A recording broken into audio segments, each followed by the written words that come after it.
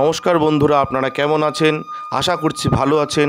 আমাদের চ্যানেলে যদি আপনি প্রথম বা নতুন হয়ে থাকেন তাহলে অবশ্যই চ্যানেলটি সাবস্ক্রাইব করে দিন এবং ভিডিও ভালো লাগলে অবশ্যই লাইক, কমেন্ট এবং শেয়ার করবেন। আজকে আপনাদের সাথে যেই ব্যাপারে আলোচনা করব তা হলো যারা বৃশ্চিক রাশির জাতক জাতিকা রয়েছেন আপনাদের কেমন কাটতে চলেছে এই সপ্তাহ, অর্থাৎ 16ই সেপ্টেম্বর থেকে 22শে সেপ্টেম্বর পর্যন্ত কেমন কাটবে সেই ব্যাপারেই বলবো। আসুন জেনে নিন। চন্দ্র রাশি থেকে সপ্তম ঘরে বৃহস্পতির উপস্থিতির কারণে এই সপ্তাহে আপনাকে বিশেষভাবে নির্দেশ দেওয়া হয়েছে যে বাড়িতে বসে বিরক্ত হওয়ার পরিবর্তে আপনার শখ পূরণে বা আপনার যে কাজগুলি করতে ভালো লাগে সেগুলিতে আপনার অতিরিক্ত সময় ব্যয় করা উচিত। এটা সবচেয়ে মজার, কারণ এর মাধ্যমে আপনি নিজেকে অনেকাংশে চাপমুক্ত রাখতে সফল হতে পারবেন। এই সপ্তাহে আপনি অর্থ লাভ করবেন, তবে আপনি সেই অর্থে খুশি হবেন না, কারণ প্রাপ্ত অর্থ আপনার প্রত্যাশার চেয়ে কম হবে এবং আপনি হতাশ হতে পারেন। এই অবস্থায় বুঝতে হবে যে মানুষ যতই লাভ করুক না কেন তার আকাঙ্ক্ষা কমে না, অতএব আপনাকে এত টাকা দিয়ে খুশি হতে শিখতে হবে।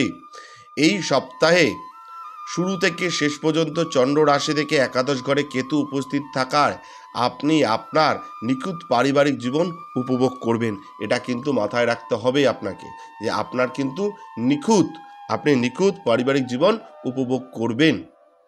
এটি আপনার সুখী এবং শান্তিতে আপনার সুখ এবং শান্তিতে আপনার জীবনযাপন করতে সহায়তা করবে। বাড়ির ছোট সদস্যরা আপনার দ্বারা প্রভাবিত হবেন, পাশাপাশি আপনি এই সময় বড় সদস্যদের মধ্যে আপনার ভালো ভাবমূর্তি প্রতিষ্ঠা করতে সফল হবেন, যার ফলে আপনি আপনার মানসিক চাপ থেকে অনেকাংশে চিরতরে মুক্তি পেতে পারবেন। এই সপ্তাহের কর্মজীবনের পূর্বাভাস ইঙ্গিত দেয় যে এই রাশির ব্যবসায়িক ক্ষেত্রের সাথে যুক্ত ব্যক্তিরা অনেক গ্রহ এবং নক্ষত্রের অবস্থান থেকে অনুকূল ফলাফল পেতে সক্ষম হবেন, যারা বৃশ্চিক রাশির জাতক জাতিকা। এই অবস্থায় এই সময়ে বিভিন্ন ক্ষেত্র থেকে তাদের ভালো আয়ের সম্ভাবনা রয়েছে।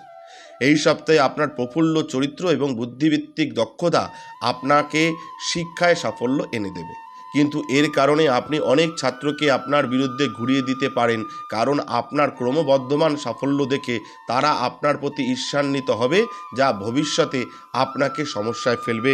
এটা কিন্তু আপনাকে মাথায় রাখতে হবে। যেই ব্যাপারগুলো বললাম মাথায় রাখবেন, এবং কোনো ব্যক্তিগত সমস্যা কিছু জানার বা কিছু বলার থাকলে আপনারা আমাদের ফোন নাম্বারে ফোন করতে পারেন।